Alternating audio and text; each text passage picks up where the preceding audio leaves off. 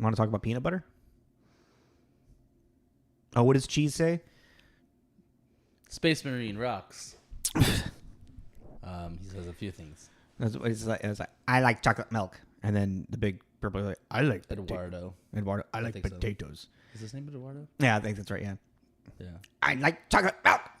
What's the base? I like potatoes. What's the basketball player's name? Will.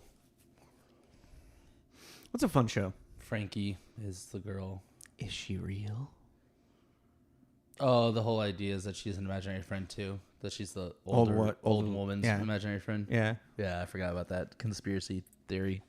There's also another one where it flips it, and the old woman is Frankie's imaginary friend. That kind of makes more sense to me, actually. Really? Yeah, like, you know. But then that means that Frankie is just running a foster's, like she herself as a kid created this old woman to foster. Yeah. That's what I'm saying. That makes sense. It's like a grandmother figure. If. Yeah. Like, it makes sense to me. I don't know why the entire time watching Fosters never came into my mind. Me neither. I still don't understand why that movie was so shit on. Yeah, me neither. For what it was. It's fine. Yeah. I was like, all right. I don't want to spoil it. I don't want to say the big reveal. Yeah, it's a little too new. Even though it's like so fucking obvious. They didn't really bury the lead very well. No. Gee, I wonder. Yeah. What's up? How you doing? This is Tommy. This is Jacob. This is Tommy and Jacob's mixtape.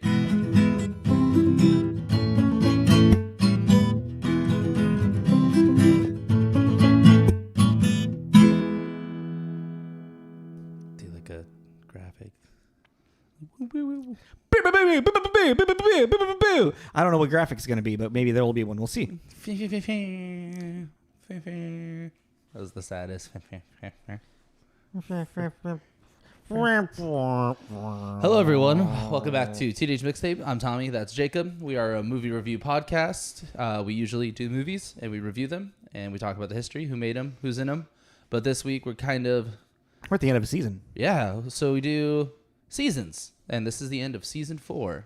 And we end a season with the Mogwai Awards, or what we call the Mogwai Awards. What does it stand for, Tommy? Movies of Great Worth and Infamy Awards. Whoa.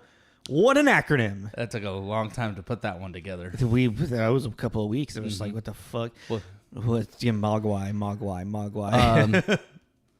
Obviously, Mogwais are the creatures from Gremlins, and it's an inside joke, kind of, sort of.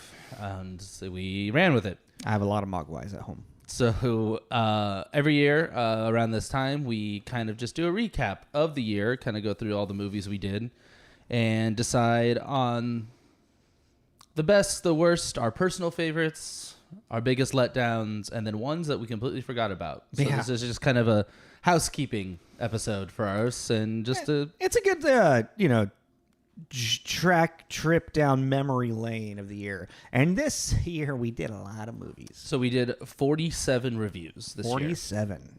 Really? Only 47? So that means because there's 52 weeks in a year, not 54. Yeah. My math is bad. So those others are just banter episodes. Yeah, so minus this one, what? So we did 4 banter episodes this year. What were those? So the Dream reboots. No, I don't even know. Maybe we should have prepared that too. Well, I didn't. No, that wasn't a stab at you. That was just me. I'm like, maybe we should. We could be more organized. Is what I'm trying to say. As my brain shuts down. Well, we know the beginning is always Christmas and yeah. So we did the New Year, which we do every year. What do we do the New Year? Oh, diner. No, a New Year banter. Do we do that every year? Mm-hmm. Huh. I did it this year and last year. There's a couple of video game ones in there. I saw that when I was going through. Yeah, I should have. You're right. I should have made a note as I was going through counting. Well, we know for later. Yeah, we know next year. 47 movies. Banter, number 2 of the 4th season. So there's 2. The 4 seasons? We did a back catalog of video games. Oh, yeah. Where we just kind of talked about stuff that we had found in our library that we never finished and needed to. Did I actually... And I don't know if any of us did. I didn't do any of those. I didn't play. Well, you kind of did mine. My number one was Ghost of Tsushima. Oh, and I started. You kind of did it for me. But yeah. So. Yeah. Okay, let's get into it. Sorry. That was a quick technical difficulty. I don't even know where it actually cut off there. I check that, but yeah.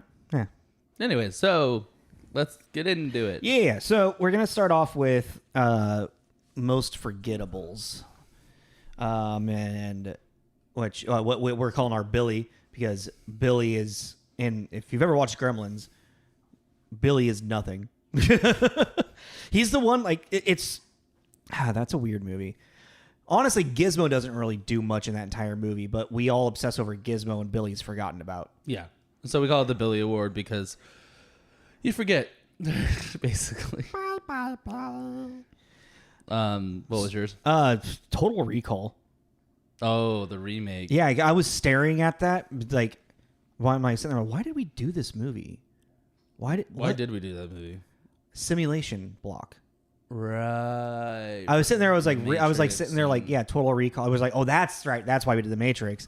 And I was sitting there just staring at it, and I was like, did we do another remake block? And I don't remember. Oh, right. So we did Vanilla Sky, Total Recall, Truman Show, and then it was the 25th anniversary of the Matrix. And it just happened to be the 25th. Yeah. Yeah. So yeah, no, Total Recall. I was just sitting there like, oh, God, like, just forgot that we did it, and the movie itself just kind of forgot. I was just like, oh yeah, it's just not a good movie as well, you know. Well, I think we gave it like a 1.5. That's what I'm double checking right now. We gave it a 2. We gave it a 2. We gave it a 2. Yeah, that was pretty generic. I mean, there was a couple. I mean, you tell me yours, and then I can do my other honorable mentions. Oh, Better Off Dead. Oh, yep, yeah. Was my Billy. Literally, because the other day you're like, what the fuck? What is this movie? Yeah, I was like John Cusack. Very young John Cusack, 80s dark comedy. Dark self-harm comedy. Yeah. But I mean, the movie is iconic in a sense of like it influenced a lot of young filmmakers at that time. And we gave it a 2.5. Mm-hmm. Because the movie itself was kind of like, man, because if you remember, like, the story is pretty disjointed, you know?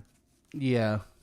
The animated kids movie block that we did was kind of, I forgot about that. Like, I looked at We're Back and Quest for Camelot, and I was like, oh yeah. Rough. Yeah. What were some of your honorables in this one? I picked, for my honorable mentions, Robot and Frank. Fair, yeah. Which was really good. It's kind of hard going back to the beginning of, like, when you look back, because, like, we started this season off with Cabin in the Woods. Yeah. And we were talking, it's just like, it feels so long ago that we did Cabin in the Woods. Obviously, it was a year ago, but that feels like I could just, like, the beginning block, like the end of last year, it's kind of like they are almost all forgettable in a way because they're so far away and we did so many movies. Does that make sense? I mean, I've rewatched Robot and Frank since then. Oh, have you? Yeah, I love that movie.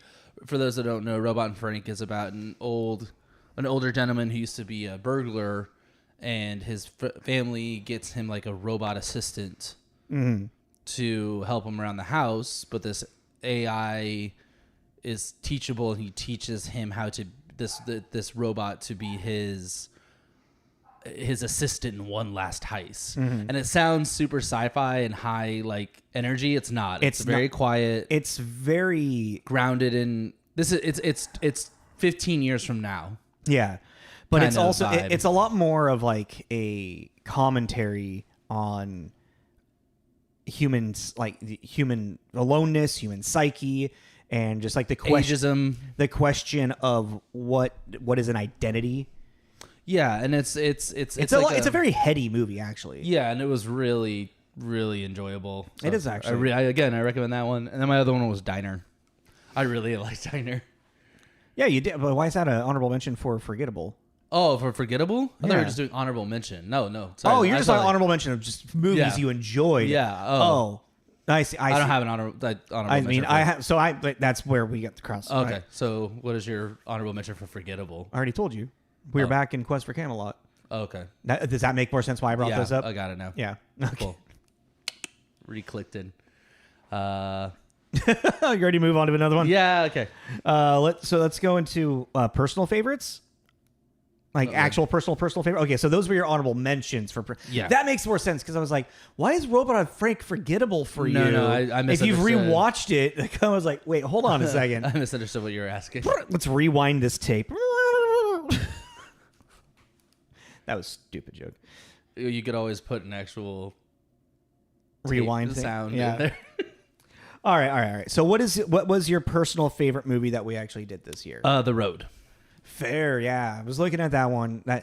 That one, I will say, spoiler, was I was thinking about in the realm of like maybe like best movie almost, but there's obviously some more that are objectively better.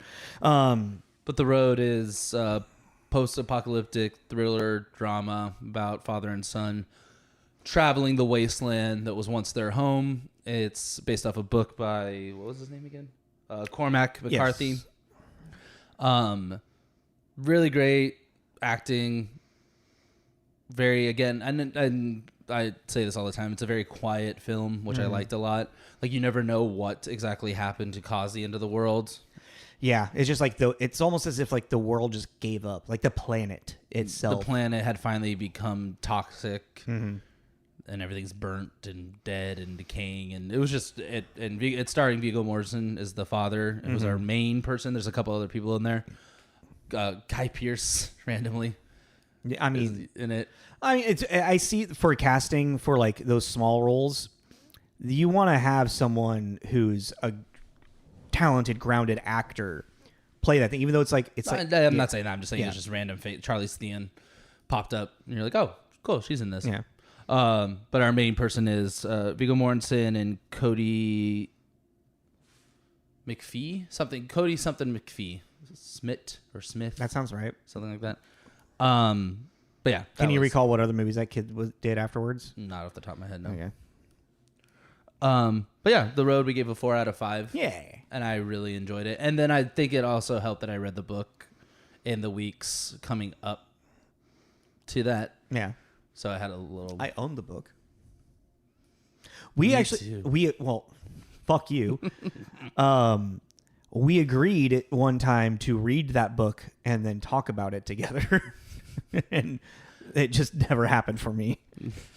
I have a hard time reading though. I even went in and I highlighted stuff. Oh, good look at you. Like a fucking college student. Yeah, well. They do it for a reason. Yeah, I know. I did it. Fuck face. We have some weird animosity towards each other right now. What was your personal favorite? Starship Troopers. Really? So I was looking at it as like, I mean, Con Air obviously is like one of my favorite movies, but I was like, that's kind of a cop out for me to say Con Air because it is one of my favorite movies. But like looking through it, like, I mean, this was kind of a hard one to kind of pick out because, like, again, I said a lot of the movies we did this year were just kind of like meh-ish, but. I mean, I'm saying that not to be negative. I mean, I'm using what my feeling is wrong. I don't know how to describe my feeling. What are feelings, Tommy? Help me. But no, Starship Troopers just like, I think also around that time, was like, you know, Helldivers was starting. I mean, that's why we did it, right? Yeah. I forgot that Starship Troopers is now making a game. Yeah. They're coming out as a game. Exactly. But it's just, that movie is just... so fun. It's clever beyond its time, in my opinion. It's all. I mean, I didn't realize that it was based off a novel as well, or a manga. Right? Was it a manga or a novel? I can't remember. You don't have to look it up. Oh, well, I'm going to. We are information podcast, so it's a quick little. No, it's just. I think it's just a novel. Yeah, based off 1959 novel of the same name. Mm-hmm. There was something about a manga, though, right? Am I getting that confused? No, yeah, I think there was a graphic novel or a manga. Yeah. Or are we getting that? There's another mech thing. Something. Was it Edge of Tomorrow? Am I getting it confused with Edge of Tomorrow? Edge of Tomorrow, maybe. Yeah. Yeah, maybe. Or, oh man. This is when all of the movies we've done start melding together. But yeah, I mean, because I know Starship Troopers, like from novelization to like movie, like they leaned so hard in the movie into the militarism that it becomes like a satirization, where the book was actually trying to be more pro-militant in a weird way. Yeah. So I just like kill some bugs.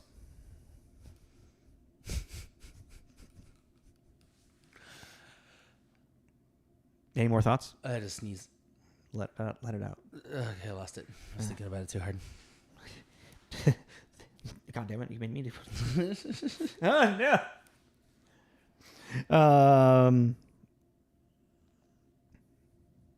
Are we doing Most, yeah. We have them labeled differently. I forget how or why. personal least favorite? Yeah, and what I was saying most disappointing. Yeah, so mine was episode 190, Bogus. Dude, that should have been my fucking Billy. I forgot about that one. Yeah, Bogus, we gave it 2 out of 5. Bogus is a movie starring Whoopi Goldberg, Haley Joel Osment. Yeah. Osment. And he sees dead people. Gerard Depardieu. Imaginary, we were doing it on the eve of If coming out, funny enough, and we were like, oh, let's do some Imaginary Friend movies. So we did Drop Dead Fred, Bogus. I think that was it. Yeah, right. Yeah. And I was really excited because I like Gerard and I like Whoopi Goldberg, and it was that movie was a womp. It was such a womp. What do we give the score? A 2 out of 5. 2 out of 5. Okay. And it's like, I honestly, to me, when it comes to a kids movie, a lot of the time, it's kind of like reading between the lines. Is a 2 out of 5 is really a 1 out of 5. It only gets that extra bump because it's a kids movie and we don't want to seem like complete assholes. Yeah. There is like a buffer for the kids movie. Yeah. You know, you're like, okay, well, it's a kids movie, so we have to give it a little bit of. Yeah. But I also think that's an interesting thing too in this day and age. That, you know, with this reviews and this podcast and everything, we try to be very. What did it say then, and what does it say now? So we need to be understanding of when it came out. Yeah. But then also now, how does it ease into today's day and age?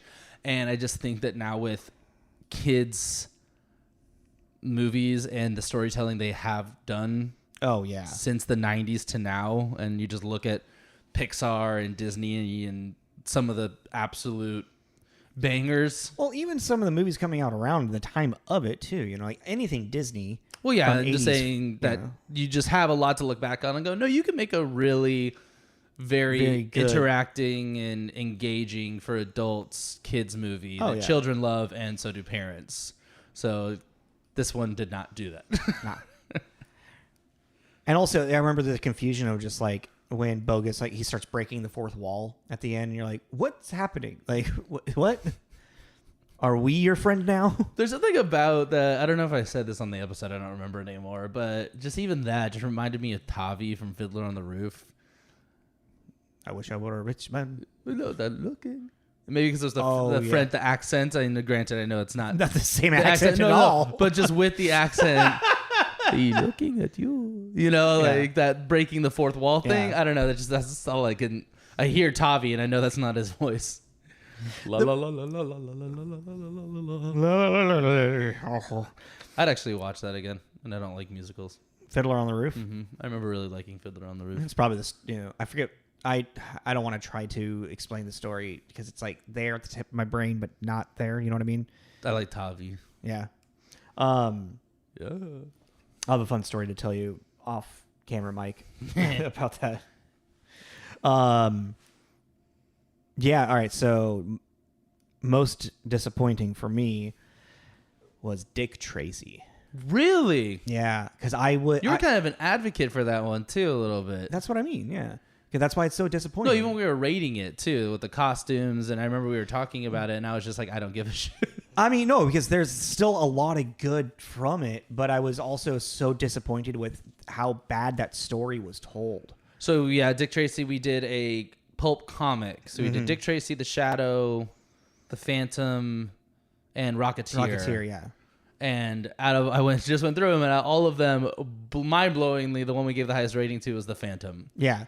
Which makes sense because it was the most cohesive, knowing what it was. Yeah. Yeah. But yeah, Dick Tracy was one of the first of that. It was block. the first Yeah, one, it was yeah. the first of that. And I made some cool promos for that. Yeah. The moving Yeah, comic you did. book. Those Yeah, were cool. And I was just like, I was so excited to do that movie because I remember as a kid really liking it because of the colors and whatnot, and just so disappointed with what the movie actually is. And obviously, yeah, I loved the costume of it. I thought Madonna's acting was fit for that role and that what it was. Smokey Platoon or whatever the hell her name was. Yeah, Smokey Malone or something. Smokey Malone. I don't think that's right either. That's it's close. Yeah. yeah, something like that. Smokey something. But like,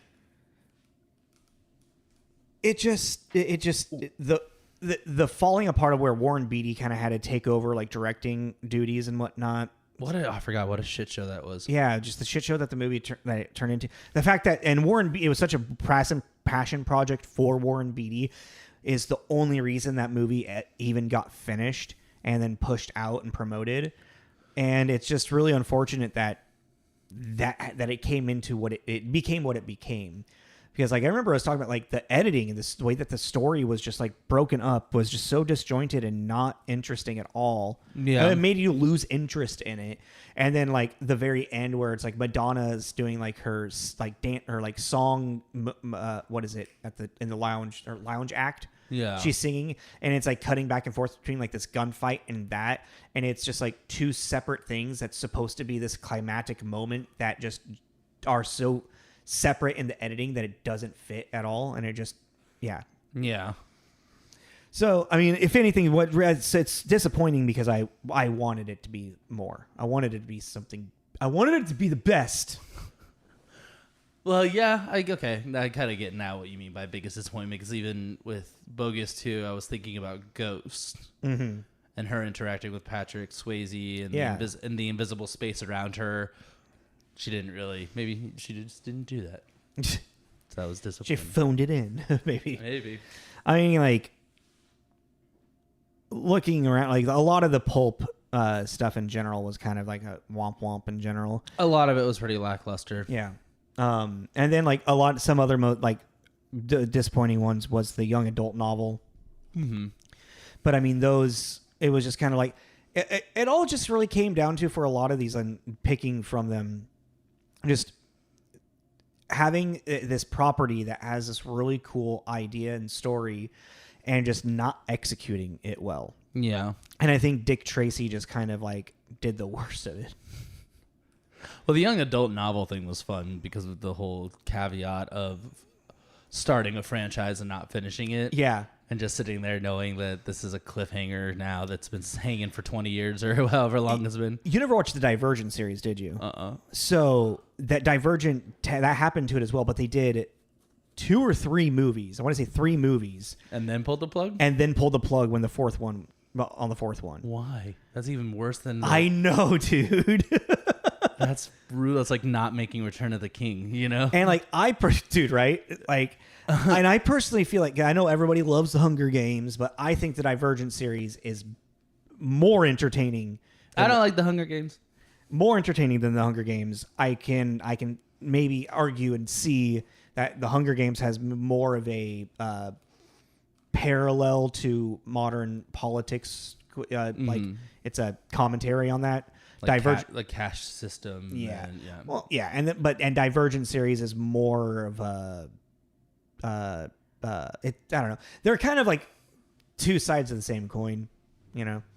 But no, yeah. What happens in the Divergent series? Yeah, they get to the 3rd movie and they fucking pull the plug because the 3rd movie didn't do well in box office. So they created a graphic novel for the last movie. Boo. Yeah. I'm just looking at Divergent. Yeah.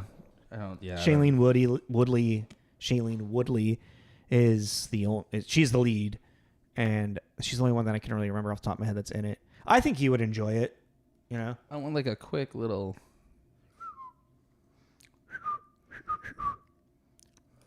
bad whistling. I'm a bad whistler.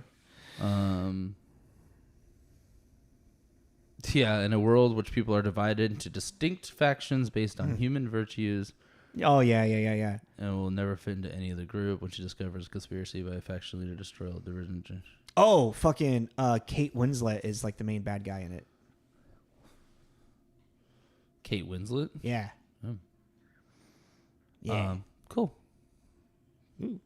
And like the whole thing is that Shailene, like, everyone's supposed to be like put into their own separate, like, you know, depending on their virtues or whatever. But then there's one that can be divergent and can do all of them, and that's Shailene Woodley. Sounds like the Sorting Hat, but the sci-fi version. Imagine the Hunger Games mixed with Harry Potter. There we go. Yeah. There you go. All right. Worst movie we did. The Spike Stripe Award. Yeah. Okay, am I going first or are you going first? You want to rock, paper, scissors for it? Or do you just want to... Wait. 2 out of 3? Or just... Just one. Just one, okay. Rochambeau. Wait, no. It's 1, 2, 3, go. You won. All right. Well, I think the worst movie that we fucking reviewed this year, I don't know why I cursed about that. The worst movie we did this year, in my opinion, was Tim Burton's Planet of the Apes.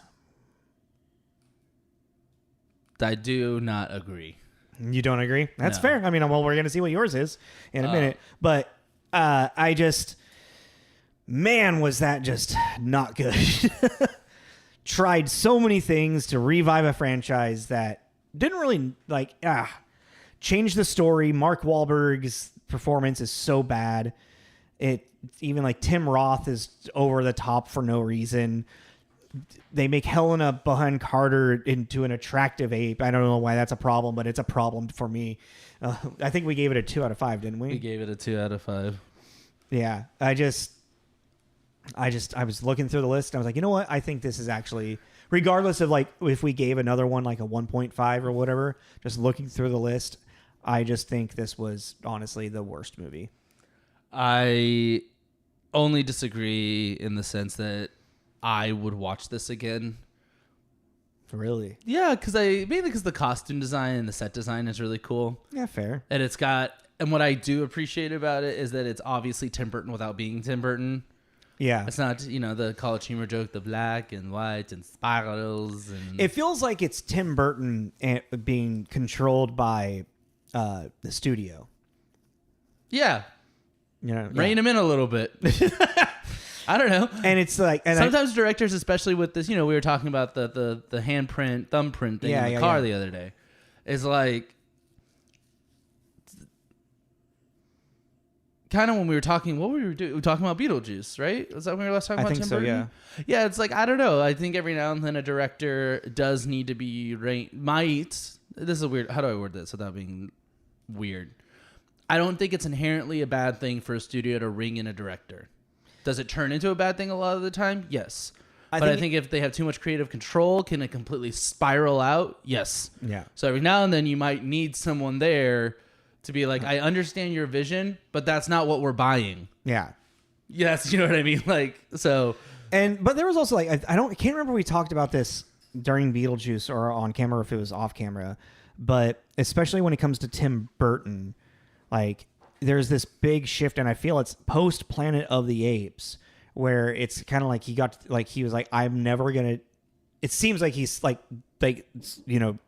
said to himself in a way, I'm never going to just like give into a studio in the same way that I did for this movie. Yeah. And now whenever I do, I have complete creative control over. And I think his next movie after this, it was either Sweeney Todd or Big Fish. But you can tell like post Planet of the Apes, or maybe it was Willy Wonka actually. Or, but like you can see after Planet of the Apes, all of his movies, they are just 100%, they are his vision.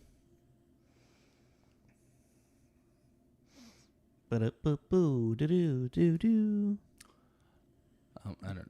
know what. Yeah, you're the one that keeps wanting to look this stuff up because we're information burst podcast.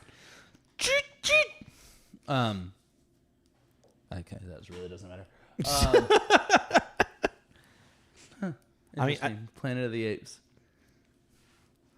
I mean, you could pull one. Whatever you're about to say, I could have just like not. I kept staring at our list over and over and over and over and over again, and you still already brought one up that I was like, oh yeah, that we did. So what do we got? My worst movie of the year is We're Back, A Dinosaur Story. You know, I was looking at giant pile of garbage. But again, now I'm going to go back to what you were talking about with Bogus. It's a kids movie. Yeah, and we give it a 1.5. Yeah, I know. So it has a 0.5 from everything I was saying. It gets the buffer of being a kids movie. But holy shit. They literally took a picture book and then 5 different people were like, hey, let's write and direct the story to this. Yeah, that's right. And all together, out of all 5, not a single one could create an actual complete storyline.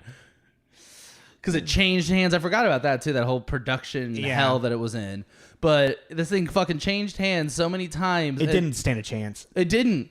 It's just from the base level of a story. It's based off a picture book. It's literally about dinosaurs just in a parade. Yeah. And even with that, you're like, well, that's not a lot to go on. You're like, yeah, you're right. There's nothing to go on. All you got to do is get them to the parade. That's all you got to do. They got them to the parade and then spiraled out again. Then 30 more minutes of what the fuck was that? Yeah, you know what I mean? The Spooky Carnival. Which sounds really cool.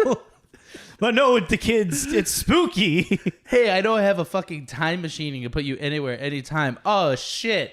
The one time my evil brother that's going to kidnap you is here, I'm just going to leave you here and let you figure it out. All right? All right. Find the old woman. That can't see. Find the blind old woman on her scooter just cruising around New York Central Park by herself.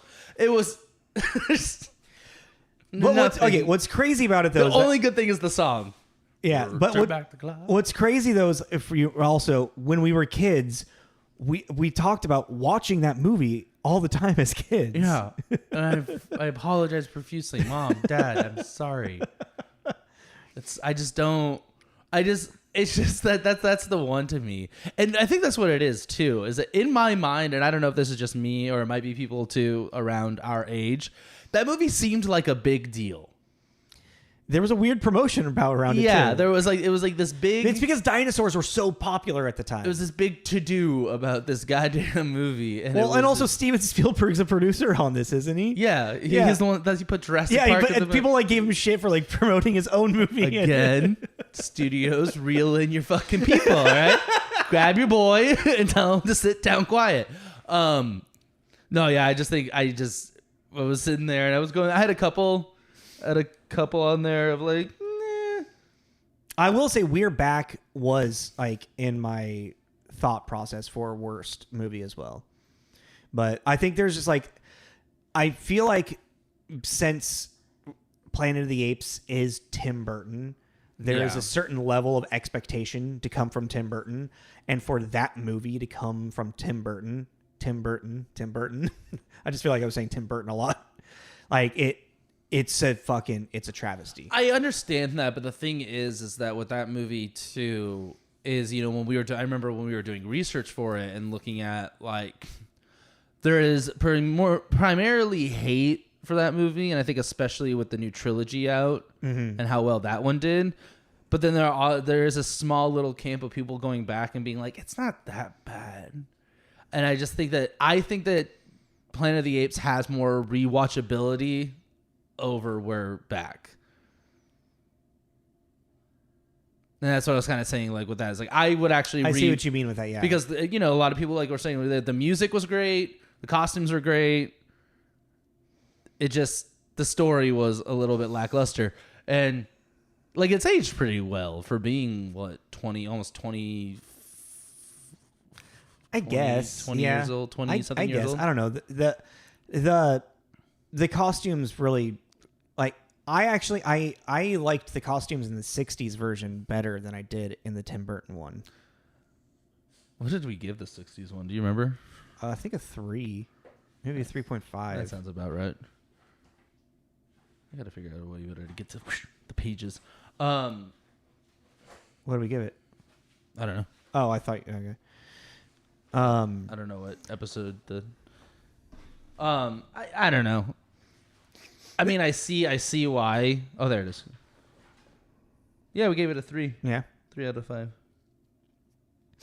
It was just like Planet of the Apes, like because like from such an influential like property, and then like they lost all of the commentary that the sci-fi of the first movie had as well. Well, I think that also with that whole gearing up thing to do a sequel, Yeah. it, you know, especially for a property that's old, it feels like you got to shake off the rust a little bit. So if it's one of those, I'm curious if the sequels had happened, what would have happened with that franchise at that point? Are you talking about the original sequels? The Tim Burton ones. The talk about. Oh, the talk about their the talk about him. Like if one of the sequels would have been made. Yeah, and just kind of see where they were going with it, because they were obviously going with this whole time travel parallel universe thing. Yeah. So it's just kind of interesting to see what kind of sci-fi that would have become, as opposed to this kind of revisionist history thing. Yeah. You know, I don't know. They kind of told their own story of Planet of the Apes. But then they ended it with like a... Oh, that's right. They ended it with him like crash landing in a parallel... at the what was his name? Caesar Memorial... No. Yeah. What was his name? I can't remember. Tim Ross character. I can't remember. Yeah. But yeah, you know, then suddenly he's like... He emancipated someone, I guess, because he's the chimpanzee Lincoln. Yeah. I don't... You know, and you're sitting there kind of like... And that's what I mean. Is that alone, if that were to... If you're sitting there seeing it in theaters... And you knew that from media and everything, there was a possibility, because at the time there might have even been coverage of he's doing a trilogy. So, you know, this is the first installment. Yeah. You're sitting there and you're like, where the hell is this going to go? It would have been kind of interesting to see. Or you might have been like, I don't give a fuck. Yeah. And that's how a lot of people felt. They'd be like, I don't care what this is. This is. I know, but I feel like a lot of people, morbid curiosity would get the better of them. Yeah. Like, I'm going to watch it just to see what he does. Not a lot of people are like us. Are like, well, I guess I'm watching this now. Yeah, I hate watch a lot of stuff. Fuel me. Fuel the hatred. Feel the hatred. Yes. Oh, what is it? Fear leads to hatred. Or what is? Wow. I don't know. You really? Can you get it? Can you get there? Fear leads to hate. Oh no, hate leads to fear. Something. Anger.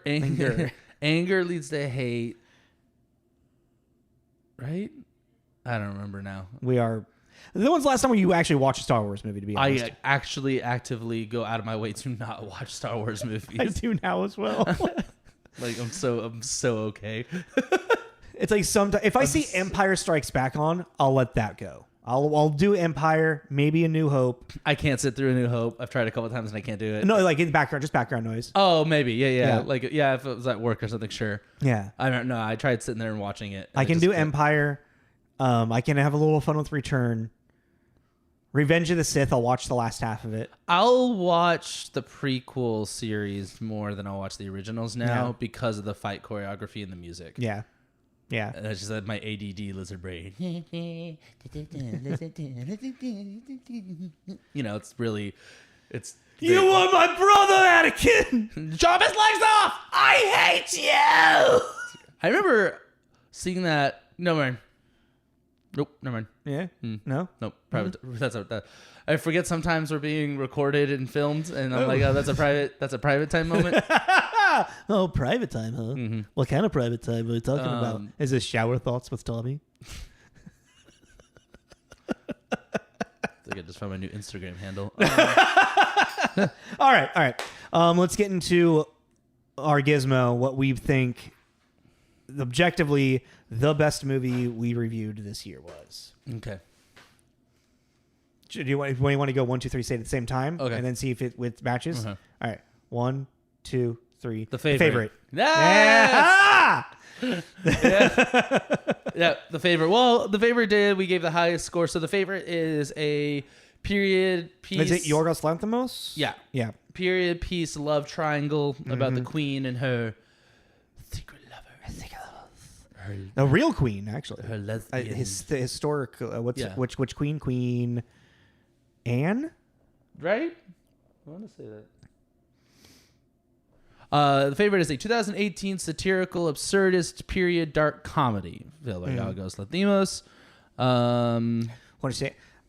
I like it when she puts her tongue in me. Yes, Queen Anne in 1705, and about her lesbian love triangle With Emma Stone and Rachel Weisz. Yes, and that was an absolute gem this year. Yeah, that was a twist. We were like, whoa, what? Yeah, that was cool. Wasn't expecting that. That was a really fun, and I come to realize I really like satirical absurdist, because there's that other one I wanted to do that didn't make the cut this year. Is it another Yorgos? I don't remember now. It's the Joseph Stalin one, and he dies, and it's like an ensemble cast, and it's all of his cabinet. I remember you telling me about this one. Trying to vie for power, and the same kind of humor, dark comedy, absurdist, satirical, but the cast alone and them all being part like of Stalin's regime, and they're all kind of trying to kill each other and stab each other in the back. I was like, this sounds great. This sounds so good. But the cast was phenomenal looking. But yes, back to the favorite. Really good.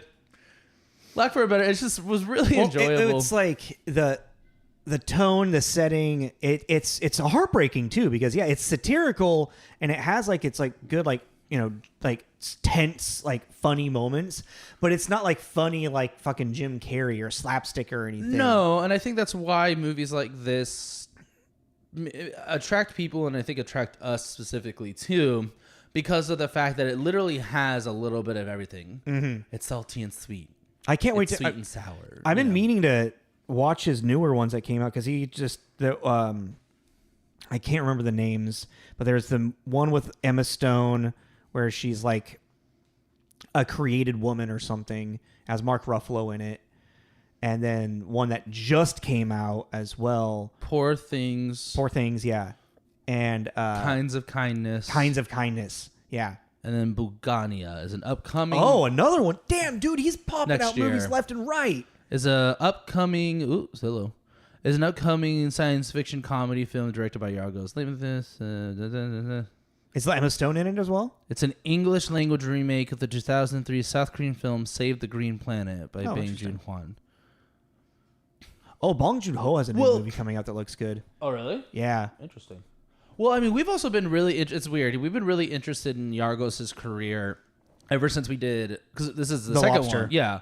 And, The Killing of the Sacred Deer and... Dogtooth, I need to see still. Yeah. There's been a lot of stuff that we... But it's also, His stuff is so... it's, I don't want to say intense, but it's, It's a lot. Yeah. It's not just, a casual... sit down I'm going to put on some Yorgos Lanthimos and have a good... Yeah, I'm just going to watch some Yorgos movies. Yeah. It's we're going to watch Yorgos Lanthimos tonight, guys. Get ready. Was this an A24? No, it's not weird enough. What? The favorite? Yeah, I was just seeing if it might have been produced by A24 because it's Yorgos and Lanthimos, Yeah, but it didn't have that vibe. Production company? No, it didn't. No? Okay. Mm-hmm. Production was Scarlet Films, Elemental Pictures, Arcana, and Film 4. Okay. Which watch one of those is like an umbrella and connected to A24. Yeah, I think Film 4 is. That would make sense. Yeah. A24, Film 4. Woo! But yeah. But the favorite was Queen Anne has Rachel Weisz, who is her confidant, her best friend, lesbian lover behind closed doors.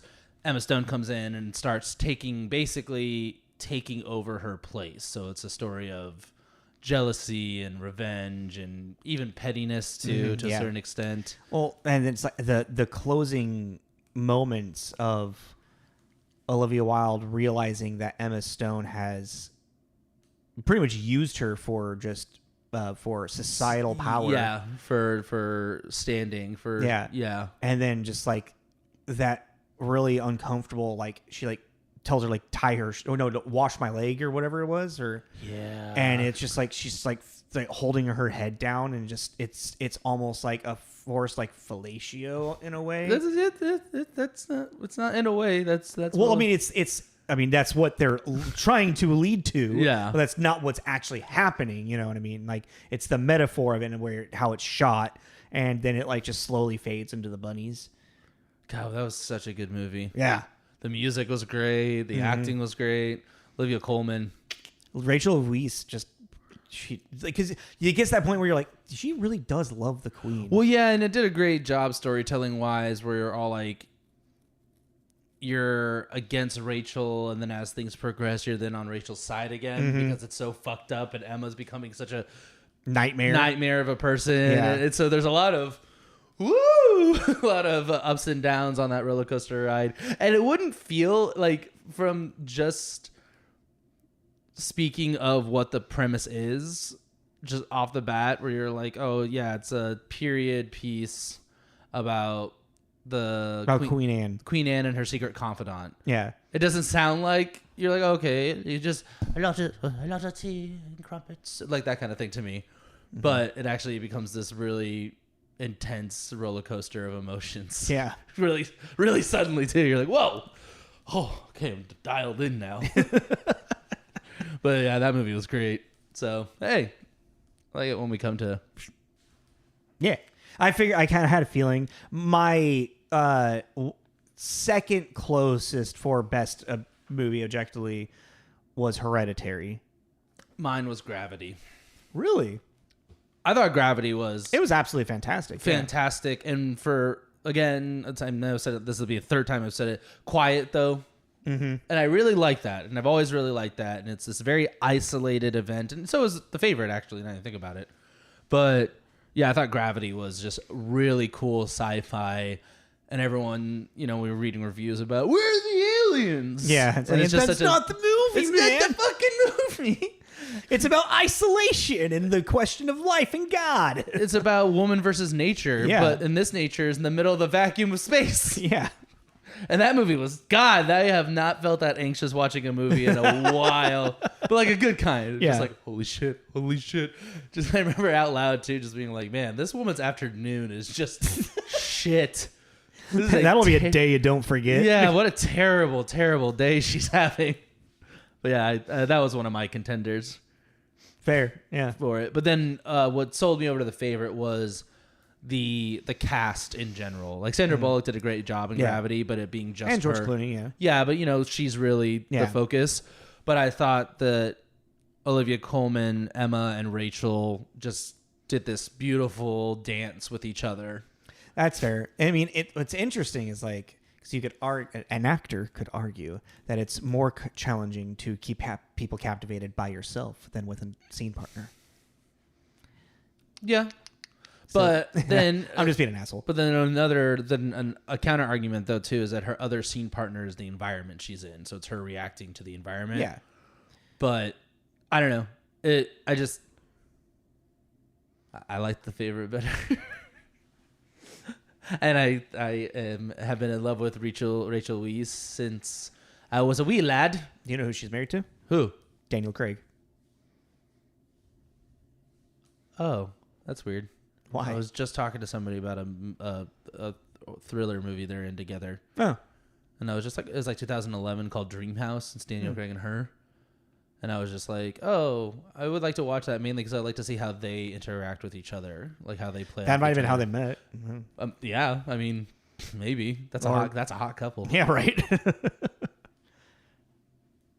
Okay. Stop thinking about it. No. All right.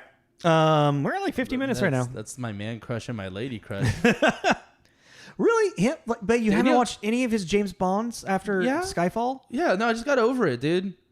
Man. I just got over him. Like, I just watched Casino Royale again, and Casino Royale is the Clerks 2 of James Bond movies. And the joke he makes about when Randall's like, yeah, they could have ended at any of the 3 logical plot points at the fucking stupid ending they had. Do you remember that whole when he's fighting with the Star Wars versus... Yeah. Fucking... Casino Royale ends like 6 times. Yeah. The movie's like 4 hours long. Yeah, it's not the best out of all of those But do you know how exhausting it is to be like, all right, on board for the Chamber of Secrets. That's what, like just jump on to the next one after watching that. It's exhausting. Just the concept. I don't know. I marathoned them all in one night. You did? Yeah. You're a fucking lunatic. Getting ready for No Time to Die. ironic Why? that it's called a No Time to I don't know Die. if that it's something like that. I don't know if that's the actual name off the top of my head. I feel like there's some kind of shtick joke you can do in there about Bond titles and just random things you could like string together and we'll make a Bond title. Well, yeah, dude. Just like what we got? GoldenEye, the Brosnan ones. GoldenEye, No World for Tomorrow. Tomorrowland in the bottom of Disney. Oh no, is it Tomorrow Never? No, Tomorrow Never Dies. I really don't know. I can't. Yeah, I don't. They're ridiculous. I'm so uneducated in the Bond universe that you could probably convince me. You could just make something up on the spot, give me a date and an actor, and then I'd probably be like, unless it's a Sean Connery one or a Daniel Craig one, I probably wouldn't know. Water in the Bomb. Does that sound like it? London Bridge is falling down. London Bridge is falling down. You're like, really? They went nursery rhyme with that one, huh? All right. Mary Scott's and the Saxlo Man.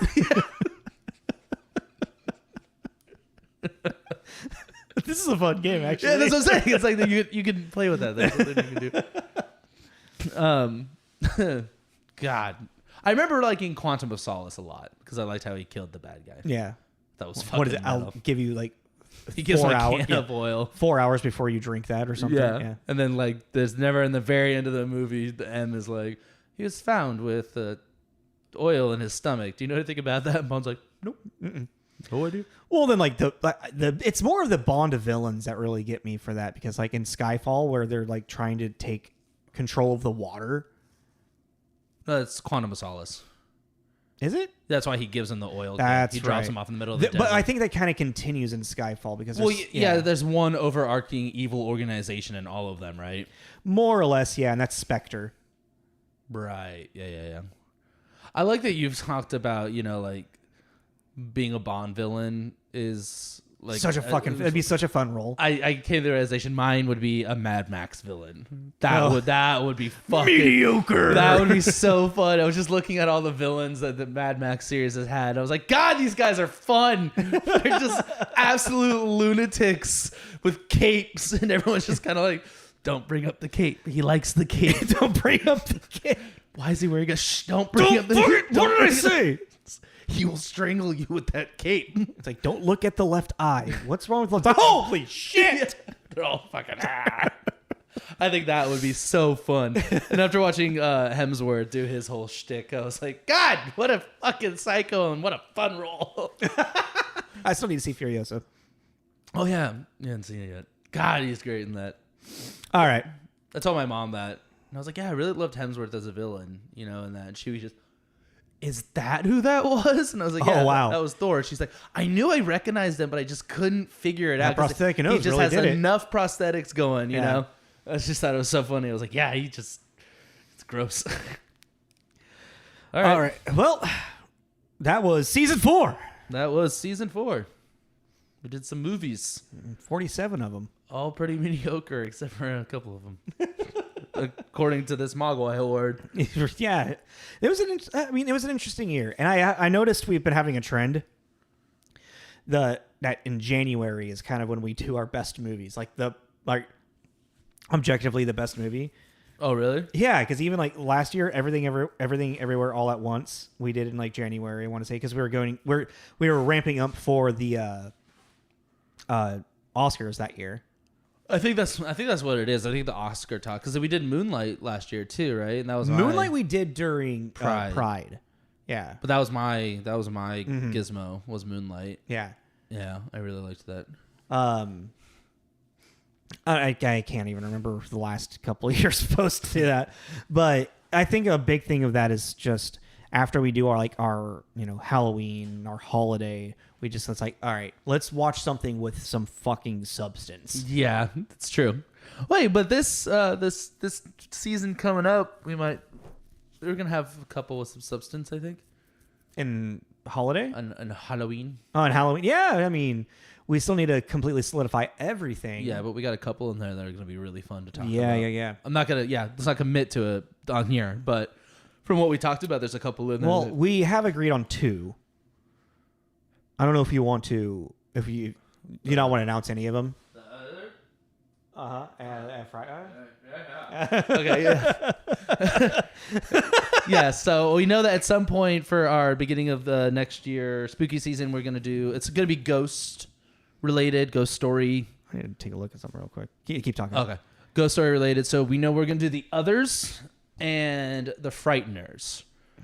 Others, Nicole Kidman, right? Yeah. Nicole Kidman, haunted house, ghost story kind of thing.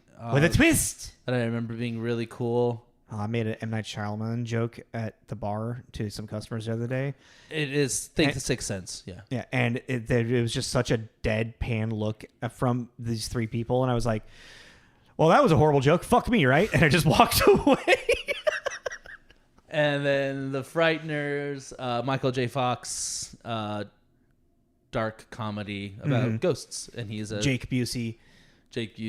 Dude, I fucking love the Frighteners. I'm so excited to do the Frighteners. So we know we're doing those two, and then we had some ideas for some other ones. So yeah, we're gonna do ghost stories for this. Oh, spooky! You're gonna hear me say that a lot. You got to work on that because you keep turning into the Future of Tomorrow guy. You're the ghost of the Future of Tomorrow guy. Future spooky! Please join us for our next season coming this October. Next week after this. Yeah, but it'll be yeah. Yeah. On our next episode, we will be starting on our 5th season. Yeah. So yeah, like, subscribe, comment, all that kind of stuff. Send to your friends if they are into movies and like two funny guys, funny looking. If you're only listening. But go on to any of our promos and posts. On there, you'll find our link tree. That will take you to anywhere that you listen to your podcast. So Spotify, Apple, YouTube. We do video if you are more of a viewing kind of person as opposed to a listener. I think that's everything. Right? Sounds good to me. All right. Thank you so much for watching, listening. The 2024 Mogwai Awards. Woo! Over 200 episodes. Woo. We haven't missed a week. We have not. This is Tommy. This is Jacob. This is Tommy and Jacob's Mixtape. Bye, y'all. Bye.